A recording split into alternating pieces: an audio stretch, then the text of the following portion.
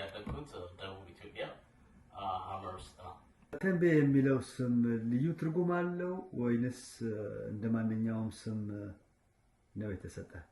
አዎ በእርግጥ ገልተንቤ እንደ አገላለጽህ ከሆነ ይሄ የሚሰጠው ስም በጣም ትልቅ ቫልዩ ያለበት ቤተሰብም ሆነ የሚዘለው ግለሰብ ብዙ ዋጋ የከፈለበት ስም እንደሆነ ተረድቻለሁ። እና በአካባቢው ያሉ ወጣቶች ይሄንን ስም እንዴት ይጠብቁታል? እንዴትስ ይንከባከቡታል? ቫልዩስ ይሰጡታል ወይ? ይህንን የሚለውን ነገር እንደው ትንሽ ለአድማጮች ብታብራራ። እውነት ነው፣ ይህንን ስም ለማግኘት ዋጋ ትከፍላለህ። ነገር ግን ቫልዩን የሚያውቁ ከዛ ውጪ ደግሞ አሁን ሳይዘሉ ይህንን ስም የሚሰጣቸው ሰዎች እንዳሉ ሰምቻለሁ። እና እነዛ ሰዎች ያንን ስም የሚያገኙት እንዴት ነው? እነሱ ለዛ ስም ምን አይነት ቫልዩ ይሰጣሉ? እውነት ነው። እዚህ ጋር ለምሳሌ የሀመርን ዝላ መዝለል አንዳንዴ የግዴታ ነው።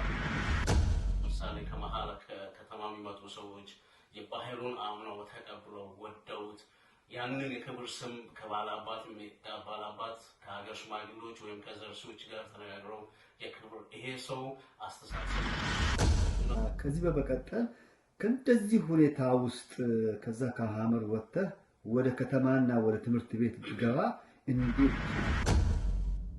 ከተማ ገብቼ ትምህርት ቤት የጀመርኩት ካቶሊክ ሚሽን ነው። ድመቃ ካቶሊክ ሚሽን ነው ትምህርት ቤት የጀመርኩት። ነገር ግን ከተማ የገባሁበት ምክንያት ወይም ትምህርት ቤት እዛ ሁሉ እንደገና አልፈህ ወደ አሜሪካ አቅንተህ በአሜሪካ ምድር ነው የምትኖረው እና ወደ አሜሪካ እንዴት አዎ በጣም የሚደንቅ ነው የእግዚአብሔር ስራ። እውነት ለመናገር እኔ አይደለም አሜሪካ የምትባል ምድር ሊመጣ የቀረኝ 7 ቀን ነበረ ሊሉ ሊቃጠል እና ብዙ ሰው የሚቀረኝ በቃ ተው አንተ ምን 7 ቀን ገና ወረቀት እዚህ በዚህ ላይ ደግሞ